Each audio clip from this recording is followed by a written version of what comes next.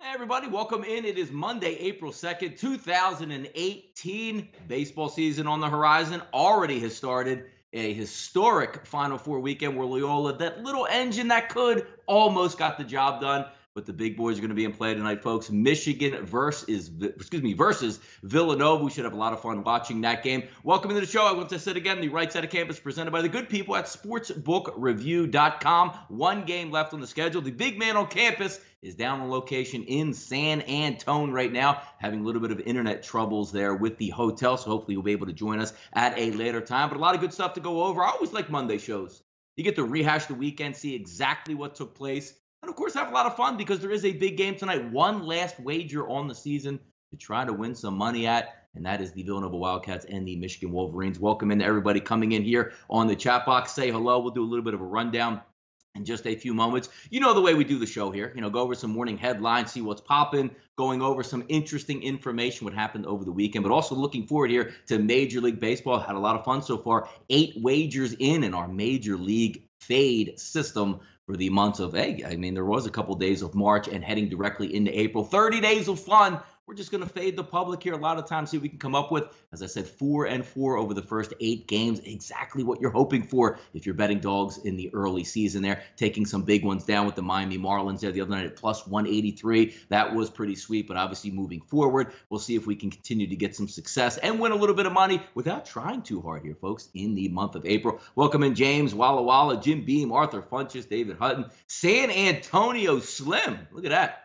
Got some people down there popping from the state of Texas itself. As I said, we'll have some fun here. Just going to get some things going here so we can set up and start going along. Thanks to the good people down there at sportsreview.com. Inner Tops also sponsoring us all the way through March Madness. And again, one more game to go. We'll take a good look at some stuff here. Why don't we get started here and talk a little bit of some morning headlines on Monday morning. Welcome in everybody in here. Cameron Raphael, you think Brunson wins the MOP? If no, I do. I think he's the best player in college basketball. Now, does that project over to the NBA? Probably not, because some of the early mock drafts I've seen, Brunson going mid to late second round. The kid's a player, but we all know, hey, folks, Tim Tebow was an unbelievable college football player, Heisman Trophy winner, national championship winner. Sometimes it doesn't translate over to the next level, but I think Jalen Brunson's going to be a pro. One of those guys that plays for 10 years in the league. Is he going to make multiple all-star teams? I don't know about that. Is he going to be a sensational superstar? I don't know, but you're telling me he can't go on a career path similar to what Jameer Nelson did for St. Joseph's? Have a nice, long, and lengthy career in the NBA. I certainly think he could do that. Peanut butter and jelly time. Good morning. G1 Imre. Donnie, who gets the MVP tonight? Yeah, why not? Jalen Brunson's got to get it. If they win, one would think, unless somebody goes off with a super historic performance and knocks down we saw Villanova on Saturday knock down threes. Maybe the big Ragu, Dante DiVincenzo, hits 10 threes, or Mikal Bridges hits 10 threes, or something goes off. But Jalen Brunson was the best overall player throughout the season. Obviously, DeAndre Ayton was amazing, but I do think that the MOP is going to go to Jalen Brunson and also maybe get a player of the year there. Al Cervic, what a season. Thank you for all the hard work. Yeah, the big man did some damage here in college basketball. You all followed Jeff there through Twitter all throughout the season. An unbelievable run, well over 60% putting money in your pockets. And who'd have thought, sitting next to the big man on campus, rubbed out on me here, 60% on the season heading into tonight. See if we can put the cherry on top and win a little bit more money as well. But certainly, it's been a great fun season. Reggie said the kid is super solid. He is really good there. Ace Farmer, Michigan's defensive weakness is defending the three. Not good. Anybody defending against Villanova, right? We'll get into that a little bit more. But my goodness, they dribble the ball up the basketball court. 3-4 passes in, pump fake, wide open look at three. And damn near everybody shoots. It seems like 50% from three. Even when your center is 6'9", 250, 260, and he's dropping three-pointers on you, should be interesting to see how Mo Wagner gets in on there as well. But certainly going to have a lot of fun today. Good morning, everybody. Welcome to tuning in. As I said earlier, you don't see the big man on campus right now. He's trying to get through with some technological difficulties down there in San Antonio. If you followed him on Twitter, he's having a blast. The guy's showing up to Final Four, doing radio shows down there. I did see him yesterday at the NBA game between the Houston Rockets and the San Antonio Spurs down there again for the final tonight. It's nice to have a Philadelphia Northeastern team in that Final Four, getting some rooting interest. I talked to Jeff a few times, met a lot of people from Philadelphia down there. So he is certainly having a good time. Let's take a look at some baseball information here as we go over the morning headlines. Ohtani off to a good start. How about that? Struggled through the spring, couldn't hit. getting lit up as a pitcher. Yesterday comes on strong, and I believe struck out 14. Was it 14 that I say? I don't have the exact stats up in front of me, but always interesting to see the guys come over from overseas and do well to start. I mean, there's been a lot. Usually they end up with the New York Yankees or, a major market teamer, but he seemed to pick the Los Angeles Angels of Anaheim for good reason there, maybe able to settle in. Not that bright white hot spotlight, even though it is LA, but a little bit less press as opposed to going to the Dodgers or the Yankees or the Mets or whoever it would be, which would really be in that spotlight. But he did really perform at a great tune, which we'll go over some other Major League Baseball action yesterday as well. Gronk trade possibility. Now, you almost think it's like an April Fool's joke. You saw the one go out there over the weekend, Odell Beckham to the Cleveland Browns, which, could be a decent possibility when it's all set and through. But Gronk's trade, what is his trade value?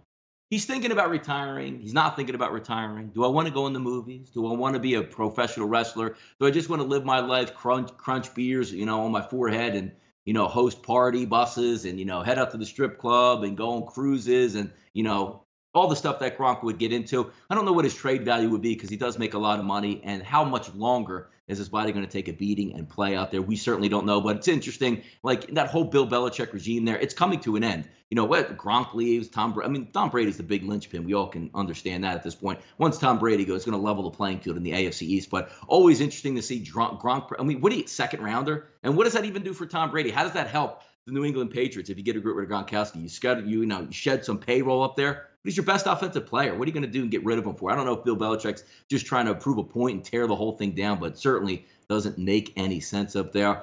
Please stop with the Odell to the Browns killing me. No. I don't think he's going to go there because I don't think the price is going to be too high. And what are you getting for Odell Beckham? I mean, come on, man. Are you going to trade like in the Browns are 1-4? You're going to give up the 4th overall pick to the Browns and then pay the guy like he's Aaron Rodgers or, Kirk Cousins at this point, which is what he's looking for. Little bit more headache than what the actual effort is. Hey, if he was a good guy and, was looking for the greater good of the team, was going to sign a $15 million a year average over the next 5 years and was a good soldier for the Giants, they would certainly will not be looking to trade Odell Beckham Jr. But at this point, risk and reward, what are you getting out of that as well? Welcome in everybody here in the chat box. Eric Tweet Tech, Nasty Nate, Justin Cersei, seeing everybody checking in bright and early on Monday. A lot of people have the week off this week, depending on what you're doing. Maybe in the public sector, you took an extra day off here post Easter. Boring day yesterday, I would like to say. I mean, there was a NCAA women's championship game that ended on a 3-point shot. Very exciting.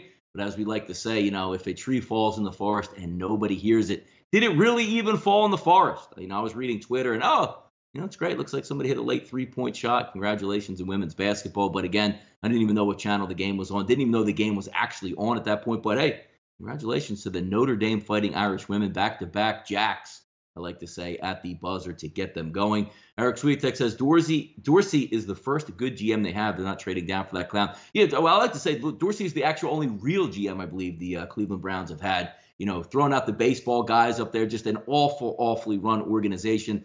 Top pick after top pick after top pick, draft pick after draft pick after draft pick. The Cleveland Browns continue to seamlessly throw it away, but it's hard. I mean, how do you mess up 1-4? I mean, we've seen it in the past. I can't remember. What thing was the Colts maybe a couple years back, and not even a couple years back, maybe 25 years ago, they had the 2nd and 3rd overall pick. I believe it was like Steve Entman and Quentin Coriat went like 2-3, but it's very rare you see a team with maybe a 1-4, 1-3, or 2 really high draft picks there. Nasty Nate, 1-2 brackets. I took Nova and Michigan in the final. Nobody can catch me. That's the way to do it. I do have Villanova winning the overall tournament. I did take them in my brackets, but my brackets look like a minefield at this point. I have no shot to win it, but it would be nice to finally say, hey, I picked the winner with Villanova. Leave me alone out here, depending on the other brackets that I had with Cincinnati getting to the final. I mean, hey, come on. Taking shots out there trying to see if something would come up roses, but Villanova looks like they're going to be the one standing. But yeah, hey, it's going to be a tough game tonight, but 6.5 and 7, it's a pretty high point spread for a final. And the way that Villanova plays, I mean, if Villanova has what does an off night for Villanova mean? They only hit 40% of the 3-pointers. They turn it over 10 times instead of 7 times. It's pretty hard to have an off night for that team's coached so well. We've seen it with Michigan, razor sharp, red hot versus Texas A&M. And then we've seen other games like even the first half versus Loyola and also the game previous before that with Florida State 58-54 final where they can't make a shot from 3-point range. You can't do that versus Villanova. But I'm looking forward to the game nevertheless, and we'll certainly get into that a little bit later. Getting through some other things too. Pirates Williams no-hitter through 6 and pulled. Never like to see that if you are a pitcher, because it doesn't come around that often that you complete 6 innings and you have a no-hitter and you're not above 100 pitches. But it is early in the season. And, these theories on analytics and your arm is going to fall off if you throw 100 pitches early in the season. Look, you're going to get hurt regardless in Major League Baseball. If you're not ready to get into a game in early April after having the entire offseason to be rested and getting ready for your pitching performance, what's the point of that? And again, it's not, you don't have, I don't know, contract year where you're looking to make $150, $200 million and everybody's looking to protect you, a la Steven Strasburg. I'm not going to pitch in the playoffs a couple years ago for the Washington Nationals. But if you're Trevor Williams, don't you want to go out and get after that? You say, hey, coach, look, or manager, pull me out if I give up a base hit. Send me out in the seventh, but walk the first guy or walk the first two guys. I'm in a little bit of trouble, and we might not win this ball game. Pull me out. But I haven't allowed a hit yet. Let me go through it, and my arm feels good. I mean, hey, maybe Williams came, hey, coach, I'm really not feeling that good to go back out for the seventh inning, which is extremely doubtful, knowing that you're throwing a no-hitter, and you may never be able to do that for the rest of your time in Major League Baseball. So I certainly didn't think that was the right agreement, unless Williams was okay with it. But anytime you have a no-hitter, especially with the Pirates winning the World Series this year, come on, man. Let the guy pitch and try to get his no-hitter, something that he can remember for the rest of his life. Dean Stevenson, Milwaukee Brewers this afternoon. Yeah, a couple early day baseball games. 1 o'clock start, you got Minnesota, Pittsburgh. 1 o'clock start, KC, Detroit. 2 o'clock, St. Louis and Milwaukee. So some interesting ones. Zach Davies, a little bit sneaky pitcher, but a little bit of that spread there moving in the right directions if you're looking for a possible fade opportunity, which we'll get to in just a few moments.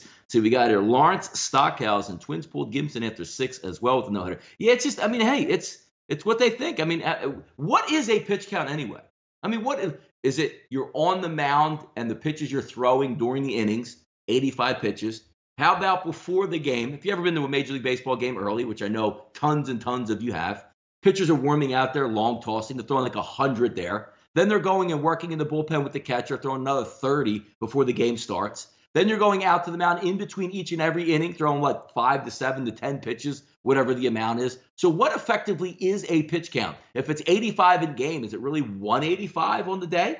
I know it's under stress and it's different levels and you're working, curveballs and sliders and putting a lot of torque on your arm. But I just, Nolan Ryan always had it right back in the day. Like, look, if your arm is going to fall off, your arm feels good, you might as well throw it. It's designed to break down. Whether or not you threw 80 pitches or 91 pitches, does it really matter? You're not throwing 242 pitches. So always one of those pet peeves that I certainly like to get over there. Armin Hinosa, what's up, buddy? Cowboys getting show on Amazon. Woo, yeah, exactly. I like to see, hey, let's show. Hey, look, if you can't win, you might as well get on TV. Jerry Wald, you might as well make some money and enjoy it and have some fun. Eric Sweetek, Donnie, what's up with the Phillies bullpen? What's up with it? We've been watching for the past 5 years in our quote-unquote, rehabilitation, building our team back up. The bullpen has not been good for the last 5 to 6 years. Hector Neris been a decent closer last year. You got Pat Neshek back, who's, hey, when you're a 55-year-old reliever and you're pretty good and you're already breaking down before the season starts, that's not going to add up too well. But you're not going to win Major League Baseball games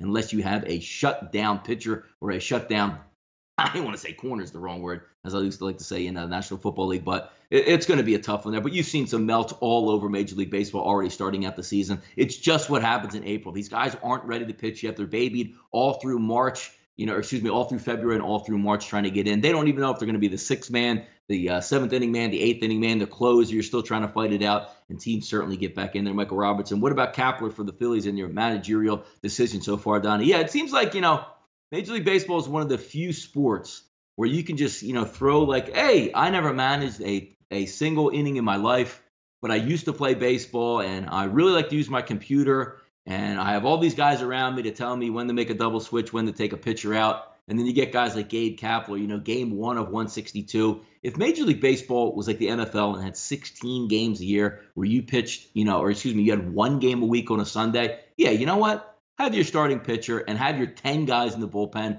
ready to go and use them all every week to try to gain an advantage in a third of an inning or from at-bat to at-bat. We have 162 games. What are you doing burning a bullpen game 1, 2, and 3? It's hilarious to see some of these younger analytic guys get in here and then all of a sudden figure out like, well, my computer told me that I had a 3/4 of an edge to get this left-handy or lefty-on-lefty combo out.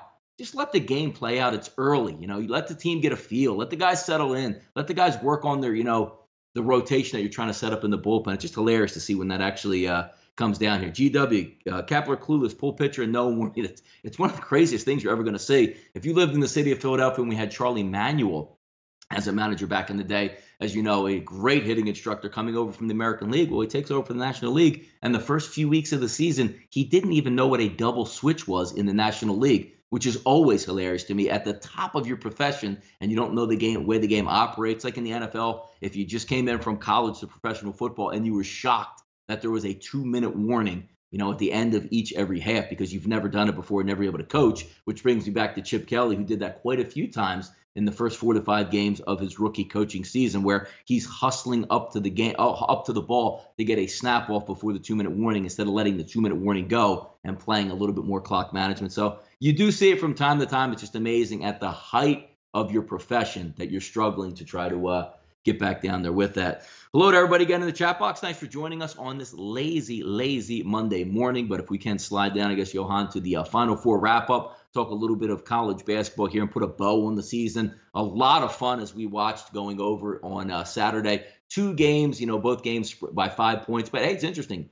Most of the train of thought is, hey, take the points and pray, which, hey, I can never fault you if you're going to be taking dogs, especially at this level. You look like you had a pretty easy one wrapped up when you were taking over with the Loyola game. What were they, up 7, I believe, at half, 29-22, which I had the under 130 in that game, which looks like it was going to cruise, and we'll get to that the way it finished up. Still got a W, but certainly was a little bit of a white knuckle time in that game. But you take a look at Loyola covering or getting the 5.5, depending on where you're shopping at, versus Michigan.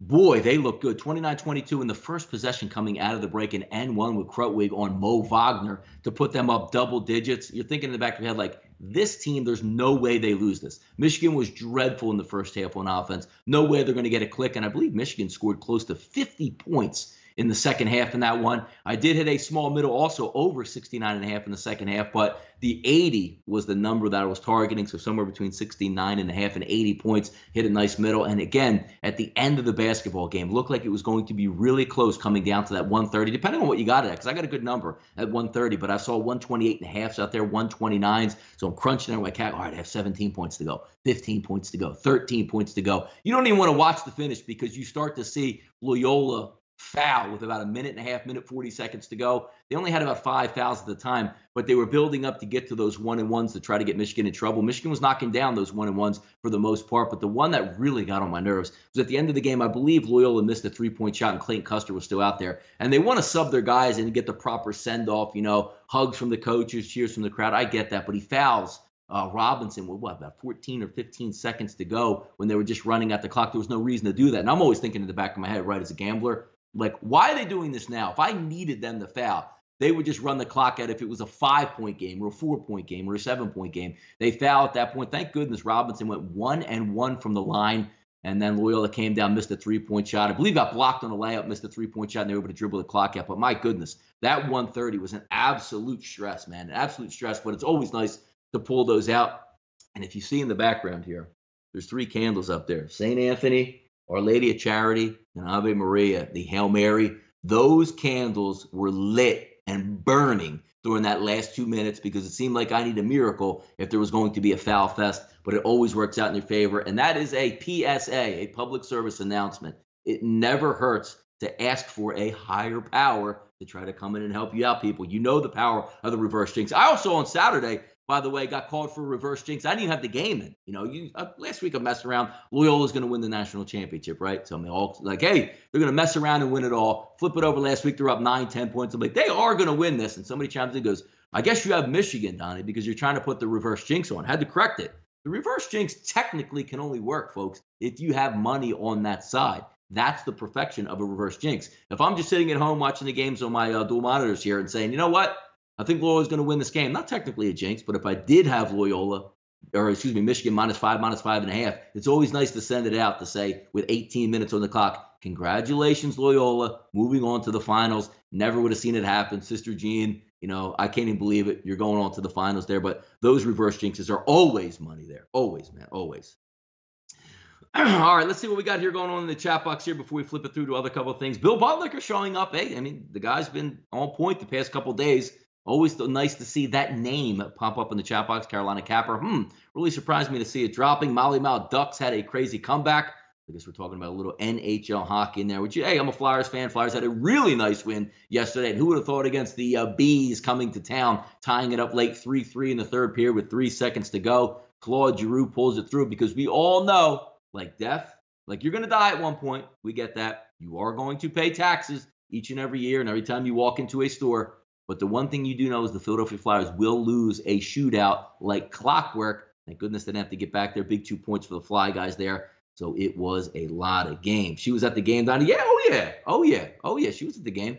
Sister Jean actually rolled out of there, I believe, a little bit early, maybe trying to beat the traffic, maybe trying to throw her own reverse jinx there late in the ball game. But Mo Wagner was just absolutely amazing there. And if we take a look at Loyola out of gas, yeah, they did run out of gas. I mean, it was a great run. They had a 10-point lead in the second half. Usually they can just put the clamps down, run their offense, and play well. But sometimes when you play a more talented team on that level, on that stage, you just run out of gas a little bit. Michigan took control. But if you saw even in that first half, Mo Wagner was the difference in that ball game. And Mo Wagner was amazing in that game. All the putbacks there. I think there was one, graphic that came out like Mo Wagner's like, 4 of 6 from the field. The rest of the team's like 4 of 23 from the field. But a double machine in that game. Hit the big shots, but more importantly in the first half, when nobody could make a shot for Michigan, Mo Wagner was able to rebound and get those second chance points.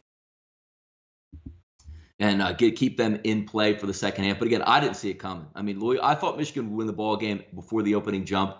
But starting at halftime in the second half, I thought it was Loyola's game to win. I thought they might even pull away all of that Kansas State game where they're just too much in the second half, open up 10 of 10, But they didn't play that poorly. Just Michigan took control in the second half, played really good defense. A couple back-to-back turnover possessions for Loyola definitely dampened them down. Zach Kanko, lay the money line on Nova. Bet your house. What is the money line on that, 400? You pay for 7 points out there? I mean, maybe if you had to tie it in with another parlay that already won or something like that, I could see. But, I mean, laying that much juice on Villanova at 6.5 to 7 has got to be astronomical. I didn't check to see exactly what it was out there. Ace Farmer, Michigan winning would be the better story, but this ain't no movie. Yeah, I mean, Villanova just out of the woodwork, man. Jay Wright's done an unbelievable job here in Philadelphia, up there in Lower Merion, just keeping this team in the national spotlight year after year after year. And if he gets that second national championship, man, he goes up on that pantheon of unbelievably talented, great head coaches that will go down certainly in history here. Nova plays perfect basketball. We got to the second game. I had a nice doubleheader win on Saturday. Very rare we have 2 games. I'm going to be on both of those games, but I did see some nice advantages there. Just going over on the show, we did Big Man's Bracket Busters. Everybody had a good one on there. Jeff had the over in this game, which came in. Ian and I both went with Villanova -5. And just a key ingredient in that one, when you look at Villanova's games, it's very rare that they pull games out, 1-point win, 2-point win, 3-point wins. Their run through the tournament has just been an absolutely, smashing of the other basketball teams. They're playing double digits all the way through, controlling the game, going from, almost from start to finish. Texas Tech did have a little bit of lead on Villanova. Once they realized how to play, in the blink of an eye, man, Villanova can just get after you, knock down threes, and go on runs. That's a really schooled, really good basketball team, and certainly a lot of fun to watch. Also, in the last part of this, Dick Vitale crying. I mean, can we get, you're watching Villanova, right? Villanova has done something that nobody in the history of college basketball has done with the amount of three-pointers that they made throughout the season. That is their bread and butter. Everybody shoots over 40%. Anybody on the floor can hit from any side of the court a three-point at any moment. And Dick Vitale's crying up here after the game.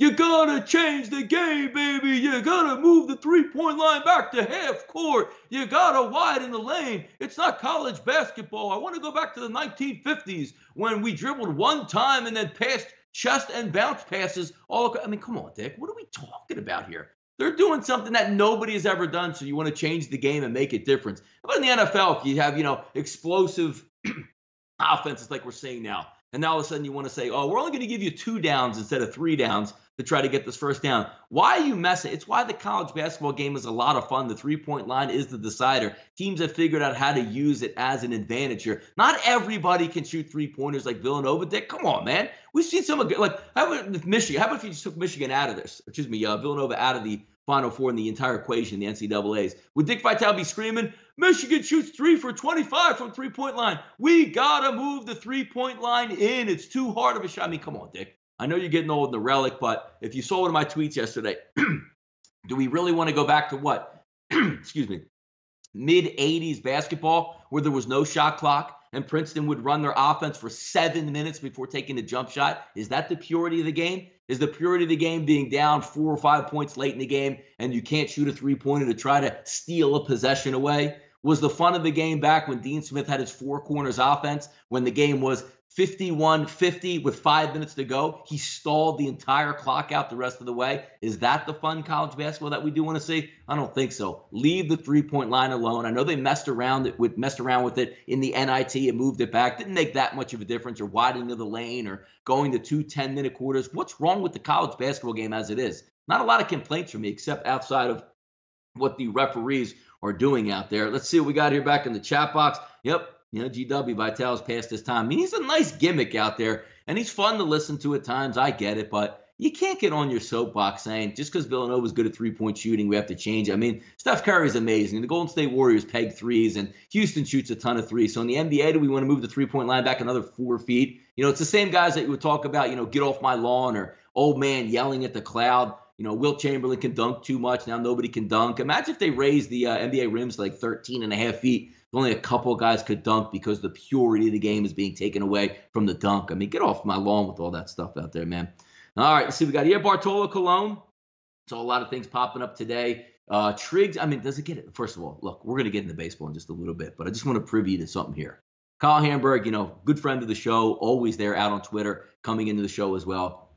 I mean, this is going to be a close decision for me tonight. I mean, I'm going to have Villanova, Michigan, probably a wager on the line in that game. I want to sit back and watch it because I like big events, and it's going to be a great basketball game. I don't know the final score. I wish I could predict it. 70-55, 85-55, Villanova, or whoever it would be. But I think Villanova's going to win that game. But is there a better matchup going on right now, folks, in Major League Baseball than 9:21, 9:22 on the rotation, 10:05? My prediction tomorrow, when we take a look at the Nielsen ratings, this Major League Baseball game might equal the final for NCAA basketball tonight.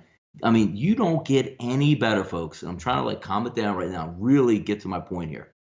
Cologne Triggs. I mean, you have the odds-on favorite for Major League Baseball this year, Cy Young and MVP combined, Andrew Triggs on the mound at 10 o'clock to rival the NCAA championship game. Now, whoever makes up the Major League Baseball schedule, whether it's the Oakland Athletics wanted this to happen or Major League Baseball, I mean, you got to be pissed if you're college basketball, right?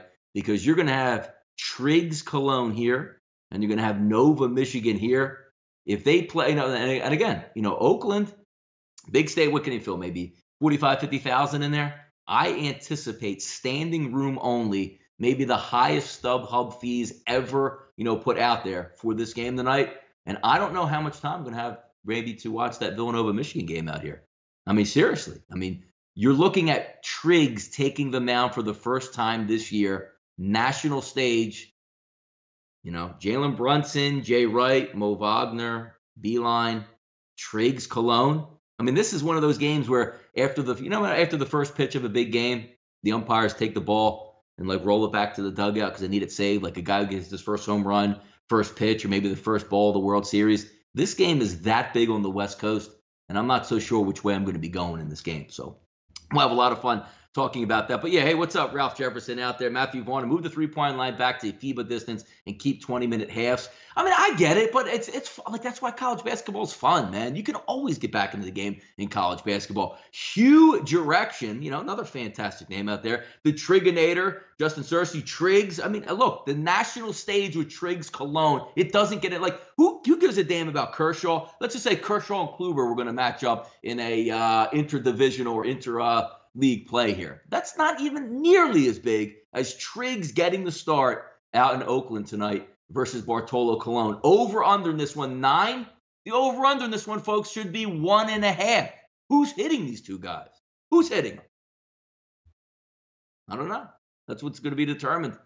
But if I'm right now in a sports book out there on the West Coast in Las Vegas, maybe the Superbook, and we take a look at Triggs, I'm lining Triggs minus 260 tonight. Anything less than 260 to bet Triggs is an absolute flat-out bargain. We saw that. Why does Kershaw get minus 280? Triggs, every bit the dominating pitcher, and we'll talk about that game a little bit later. Why don't we slide that moniker down there, Johan? NCAA season wrap-up One more game to go. The CIT, the CBI, the NIT, all those. I mean, can you remember just a few months ago where you're saying, man, college basketball is on. It's late November. You got these big, ACC, tilts versus other conferences out there. You got games going, used to take place on aircraft carriers. You got games out in Maui, out in Anchorage, Alaska. They're going off all throughout the night. And it's already over in one more thing. That's why how quickly time goes by. Every single sport. Just yesterday it feels like the NFL just kicked off, or the Super Bowl was going on, and you're trying to prep for the NFC title game or AFC title game, and it's already gone. You're looking forward to the NFL draft.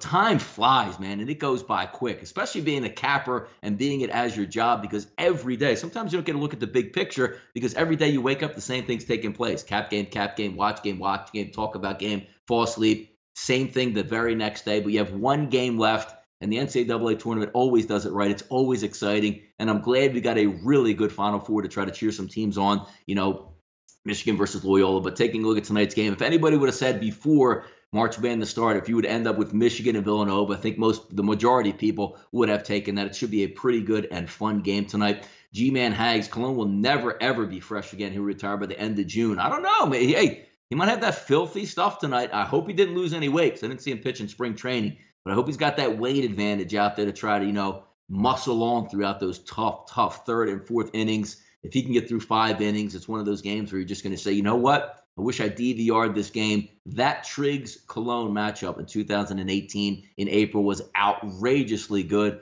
One of the best of all time. You have the ESPN Classic games on. Don't be surprised in 5 or 10 years. Maybe if you don't have a kid now and you're not married now, you just want to sit back and say, you know what? Turn on ESPN Classic, and it pops up. April 2nd, 2018. Triggs-Cologne go toe-to-toe over 4 innings to see who was going to dominate that baseball game. Should be a lot of fun. San Antonio Slim, big man should have done show from my house today. Yeah, maybe he's a little bit hungover at this. Maybe he's a little bit, maybe he's studying down there in San Antonio. Maybe he's getting some rays out in the sun, because in the Northeast today, it's snowing on April 2nd. So maybe we'll never, ever see spring again. And I won't have to use any of my cigars this summer, because maybe it's not even going to be cigar season the way it seems at this point going on here. So I just want to check in with the lobby here just to make sure my screen is moving.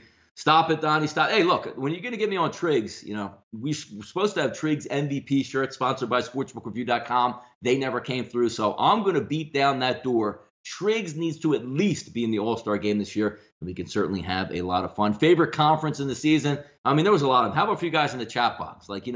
Sometimes you want to watch the Power 5 schools, but me and Jeff like to concentrate a little bit on the lower schools. I loved the A-10 this year. I just had a blast with that conference. The American was pretty good as well. The WCC, the West Coast Conference, a lot of those smaller ones, the MVC, the Metro Atlantic Conference, and also obviously the Mid-American Conference, the MAC. A lot of those teams, a lot of fun throughout the year, trying to get to know them, because they're the schools that you could try to find some information out on that you might not have ahead of time. But I enjoyed those. If you guys want to place out which conference that you had a lot of success betting. And also there's some conferences out there that just were like, you know what, head shakers. I really thought this was going to take place. Conference USA was a tough conference to bet this year. The Sun Belt was incredible this year. Never knew, from night to night which team was actually going to be good in that conference. Guan type of the Big Sky. Big Sky's always a lot of fun. Me and Jeff sort of got our, feel about each other over the Big Sky conferences, those late, tip-offs, 11:30, 1 a.m. once they get in the conference play. You got to go on their conference website to actually watch it. Literally looks like they're playing in your middle school gym a lot of the time, but always high tempo and a lot of fun. A lot of 3 balls to be shot out there.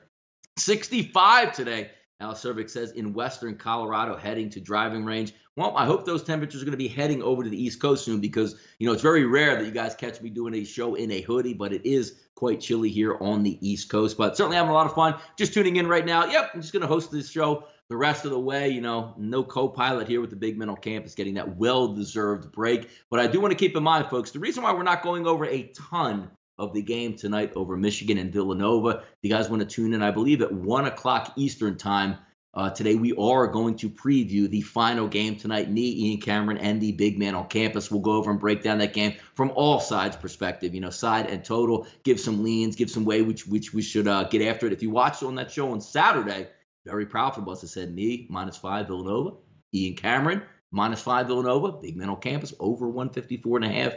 in the Villanova game. So a nice, perfect 3-0 in that show. Hopefully we can give you one last winner on our way out the door with Big Man on Campus's Bracket Busters. Brought to you by Intertops and SportsbookReview.com. Always a lot of fun. We do those shows together. And also Wednesdays, we're still going to carry on throughout the rest of the summer with the Roundtable. One of my favorite shows, me, Big Man on Campus, Ian Cameron, and Drew Martin on that show live from Costa Rica, going over baseball to carry through the rest of the months, see what's going to come ahead and sort of look down the road. But they are some fun shows as well. What to look forward next year.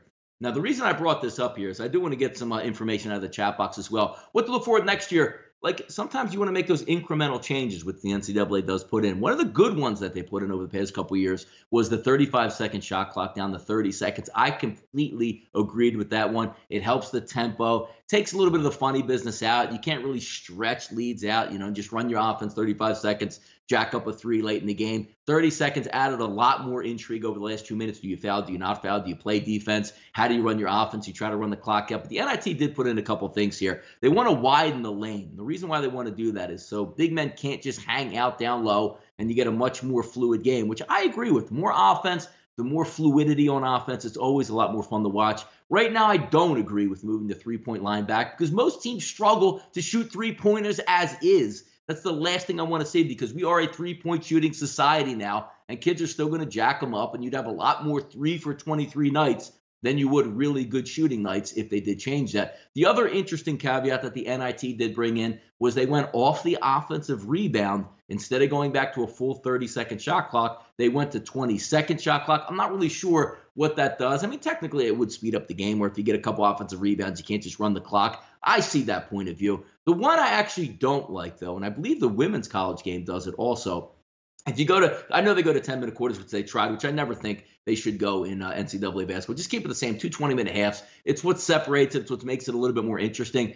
But the 5 fouls per quarter that they were looking at if they did go to quarters, the fun of the NCAA tournament, the strategic part of the NCAA tournament, which you don't have in women's basketball and you don't have in the NBA, is the 1-and-1 shot. You always have an end of game scenario where one team's going to have to shoot. You put a bad shooter on the line. He's got a lot of pressure. Oh, I need to make this first one to get the second one. They don't make it. It adds intrigue to the game. Why would you take that out and let these kids go for 2 shots? Because even the worst free throw shooters in college basketball are going to be around 50%. They're going to sink 1 of 2. But when you know you have a 1-and-1 and you're a bad free throw shooter, you're going to lock up at the line, sitting at the Final Four with 80,000 people in the arena and millions watching in the United States and around the world. You're probably going to tend to miss it. So if you have 2 shots, maybe you miss the first one, gather yourself, make the correction, make the second one. Don't take out the 1-and-1 in college basketball. It's unbelievable theater. I don't know what you guys think about out there as well, but I don't think they should do away with any of that stuff whatsoever. But that's what I'm looking forward to in the next year. About 10 minutes here left in the show. And as I said, if you're just tuning in here, Big Little Campus down in San Antonio, Texas, having a little bit of troubles and a little bit of struggles getting online down at the hotel, which, hey, I've been there before. I've been there for my own house. If anybody's watched the show the past 2.5 weeks before SBR, especially Johan, helped me out here fixing my camera issue, which was defunct no matter what computer I had it on. Turns out it was the camera itself shutting down my broadcast. Now up there to date. So, hey, we're all going to have technological difficulties at some point down there. Hopefully, Big Man sitting back there with a mimosa, which even though I know he doesn't drink, maybe he took up drinking in San Antonio. I know he had some help down there with a couple of people who definitely know how to drink. And the state of Texas as a whole knows how to put down some Budweisers and some Miller Lights down there. So maybe the Big Man on campus imbibing a little bit on his time down there. David Hutton, I had a nice 66-1 with Poulter this weekend in golf, which we're going to bring up this week. We're not huge golf fans. I golfed my whole life, so I got my business and got a family, and all of a sudden realized spending that much money by myself and that many hours a week doesn't really fit in when you're trying to have a wife, a kid, and, a separate business at the time. But I still like golf. I still enjoy it. Don't watch as many tournaments as I did in the past, but the Masters and the U.S. Open, always my favorites. Never miss it. And yes, HDTV was brought into this world specifically for the Masters tournament in early April. It's one of my favorite things to watch. It's brilliant. The colors, the flowers, the landscaping, the brightness of the grass. Everything is usually beautiful this time of year in Augusta, Georgia. Really looking forward to that, which brings up some other things here. Looks like Tiger Woods finally not the favorite at the Masters. And then I see a tweet, folks, I see a tweet yesterday that says, forget the Masters. U.S. Open has now opened up for wagering, and Tiger is the favorite to win the U.S. Open. And I can't even believe it's happening. And again, I will give Tiger Woods all the credit in the world if he wins. Forget the Masters, forget the U.S. Open. If he wins just a single Pro-Am tournament out there, I'll put a poster up in the background, up next to the Lombardi Trophy back there. Yeah, we'll hang like a Tiger Woods. See where the every fall we rise. We'll put a little Tiger Woods picture up there, and we'll make sure we keep it up there for posterity for the rest of the time if he does win. But I just get a kick out of it where I see a guy who hasn't won in so long still continuously be the favorite week after week after week. And again, we're heading to Augusta. It's Tiger time. How great would it be if him and Phil were in the final group? Yeah, I like to go to sleep and dream a lot as well, too. But we'll see what happens this week. I don't know what the bet is against the field. It's probably pretty expensive to bet the field versus Tiger Woods, but we'll see. I'm sure everybody will get all excited. You'll get the tweets where if Tiger goes out at 6:48 in the morning on Thursday and he's 1 under through 4, here comes the charge down the backstretch. ESPN will break in every 3 minutes to let you know that Tiger Woods is -1, even though the leader's -7. And can Tiger make a charge this weekend? And Tiger's going to go wear red on Sunday. And just all the hoopla. I'll enjoy it. If Tiger's in the mix, like heading into Sunday, my Twitter's going to explode because there's a ton of people out there that want to get at me when Tiger Woods wins. That's what makes this business a lot of fun. So I'll keep on pressing the gas pedal when he doesn't. That gas pedal is going to come back at me if he does end up winning it. David had another feeling that I like to play, but too much time and commitment and cash. Need to bank that credit with my wife and family. Yeah, a simple round at a municipal golf course or even a private golf course at this point, 4.5, maybe even 5 hours on a Saturday when everybody works during the week. Back in the day when I was in my mid-20s, early 20s, I golfed all throughout high school, took a break in college because I'm a broke college kid playing football. I'm not going to spend time, golfing when I need to be working out and saving money. But once I got back into the corporate world at age 22, right through to about 30, I played 2-3 times a week, hit the range all the time, and loved golf. One of my favorite things to do. But again, a lot of your buddies also still single, no kids, expendable cash. We've all been there before, but as you get older and up there in age, you can't get away for 5 hours. This is my getaway time right here, at 10 to 11 o'clock. On Sportsbook Review, I get to spend my time in my man cave and do a show right here. That's about the only time I get to spend for myself. And I don't have to pay for it. Contrary to popular belief, I don't have to pay Sportsbook Review to come on here and do a show for you guys out here. Donnie, stop mentioning Tiger before this feed ends. You're going to you got that right. Yeah. Yep. We'll be surprised any moment now if you get that little bouncing Skype screen out here, me cursing in the chat box out there. Al Cervic, I never pay full price for golf. Never. So you just sneak out there? Like I live on, it's funny. I haven't played golf since 2007. It's 2018. And I live on a golf course, people. I could walk right out back and just, throw on the khaki pants, throw on a collared shirt and a cigar in my mouth and take my Callaway X14s out there, which shows you how old my clubs are at this point, and get out there and play a couple rounds of golf out there. I just haven't there. Bruce Harper, Tiger isn't the same after steroids. Yeah, maybe you should go back to Germany, get those infusions again, get that GH, running through his body because it certainly helped him out before. We'll see if he's doing anything with that. Sports have balls. That means you get greater odds on others when Tiger's there. Yeah, it's true. It's very true because most people, and the casinos love Tiger back. Hey, everybody, Tiger Woods the favorite, 10-1 to win this tournament. And everybody just comes up there with that little meme you see on Twitter, take my cash. Just take it. Take the $100. I'm going to bet it down on Tiger. Casinos do love that as well. Donnie, you used to work on Wall Street. I did not work on Wall Street. I can say I did, just like I say I used to play wide receiver at Duke University under Steve Spurrier. That is also a lie, but I'm a man of many myths here. Did not work on Wall Street. I was in mortgages for almost a decade. So while that was running hot, sometime around the early 2000s, like 2006, 2007, 2008, in that range, made some pretty good money in there, which allowed me to get into another business and then also selling that business. And hey, my full-time job here, I made it, an overnight sensation, folks, at 40 years old.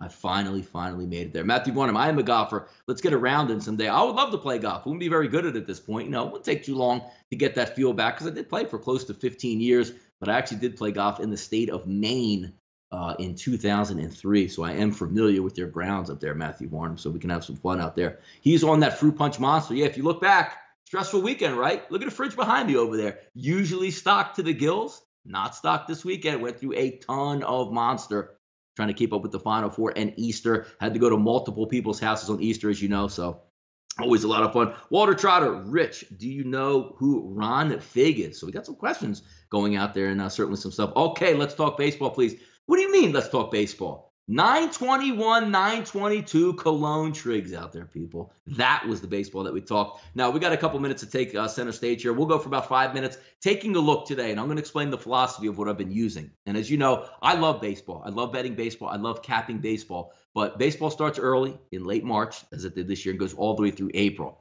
If you follow me on Twitter, it's been very successful the past couple seasons, and it's completely not what I do May through August, where you actually take statistical advantages in Major League Baseball that are out there and apply your craft and win money with that. It's just this, what I do now in March and April is just a straight fade of the public, but it's not a fade of the public in a sense where you're just going to go against the public in every instance and just take every dog on the board. If we could do that, Las Vegas wouldn't be around, your bookie wouldn't be around, and we would just take every single dog and bet them blindly across the board. What I like to look at is certain formulas across the board in Major League Baseball. When you get a really good team or a really good pitcher versus a lowly team that wasn't supposed to be so good. Rule number one in betting March and April baseball, folks, is these teams don't know they suck yet, right? They don't know they suck. Everybody gets the opening day, the pride, the passion. Even your hometown team and hometown fans don't even give a damn that your team is supposed to suck the rest of the way. A la looking at the Marlins, getting damn near 2-1 every game through the first four with the Cubs. They go 2-2 in that game. The only team that stunk to me, really, and I lost money with over the weekend was the Cincinnati Reds. Just couldn't stop a nosebleed late in games to try to keep the games close. But the formulas that I look for here is you want to have, line reversal. If a line opens up at 180 with a big favorite like Chris Sale on the mound, peels back to 160. That's always a nice indicator. Also, when you're looking at a break-even advantage here, you want about 20 to 30 to 40% of the public tickets being on the underdog. So not one of those underdogs that we all love and bet 70% of the time. You want about 20 to 30, 40% of that. But also, you want a money structure that makes sense in here. You don't want to have 25% of the tickets, let's just say, on Pittsburgh today, but only 10% of the money. Because that means people are betting the underdog, but they don't really feel like they have an advantage. If you want 20% of the tickets, give me like 30 or 40% of the money and still have it on that side. That's a nice advantage. There's a lot of games that fit that typical system today, which over the weekend last week, we went 4-4. If we take a look today, even the 2 o'clock game, 9:01, 9:02, which I looked at earlier, St. Louis and Milwaukee, 31% of the tickets coming in on St. Louis, 57% of the money. So those 31 tickets, you're still getting over 50% of the money in there. So you have some weight behind it. That line opens up -127 at Pinnacle and drops to -114 in the favor of Milwaukee. Same thing at Chris, -130 down to 119. That fits a lot of the advantages. A little bit of public action, a good amount of overall money, but also lines moving in the back direction. If we take a look at 905, 906, Ben Lively versus Matt Harvey. When you first look at that lineup, Phillies suck. Their manager sucks. Ben Lively sucks. Oh my God. The Dark Knight's on the mound today in New York City. 37% of that money is on the Philadelphia. 37% of the tickets on the Phillies. 48% of the money's on the Phillies. Line opens up for Harvey at 123, peels back to 113 at Chris. If we take a look, at Pinnacle, if we look at Chris, 125 it opens up, now down to 112. Those are the indicators that I like to look at, and I love to take plus money because the goal of plus money is when these teams don't know they suck. And the public's loading up on one side. Nobody knows how you're going to hit in 40-degree weather with it snowing outside. Nobody knows how you're going to pitch. Guys are getting pulled in the fifth inning. Aaron Nola got pulled with 68 pitches as a favorite opening night, which allowed the Braves to come through the back door and take the plus money. Match up dogs in March and April because you're behind the benefit that these teams do not know they suck yet. And also the public is only going to go off the eye test. Oh, my God, the Dodgers are awesome. Oh, my God, the Cubs are awesome.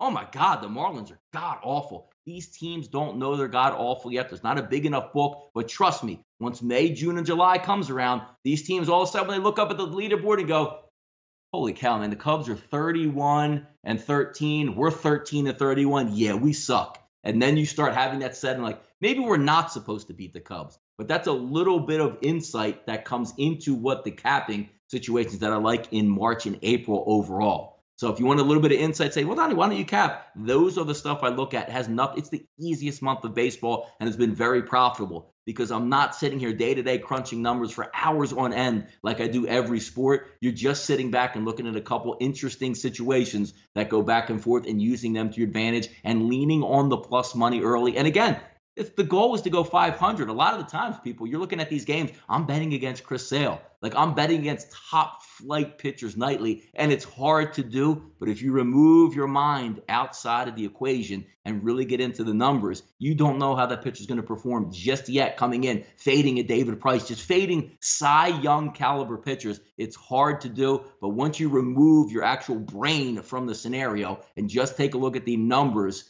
in a vacuum, so to speak, at that point, you'd be a much better capper for it. Lay down with some dogs in March and April. You might get some fleas where your team gets absolutely destroyed, but you'll probably come up with plus money.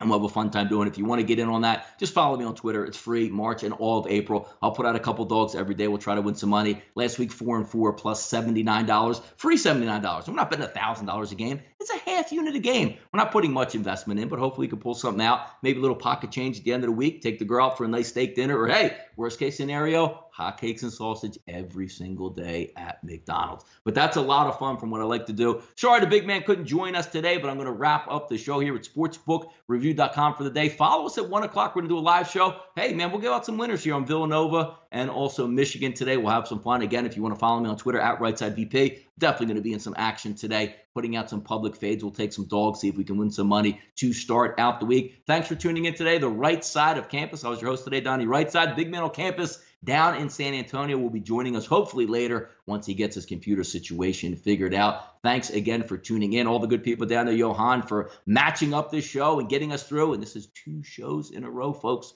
where my computer has not dodged out. Let's keep the good mojo going. See you this afternoon at 1 o'clock, folks. The right side of campus, sportsbookreview.com.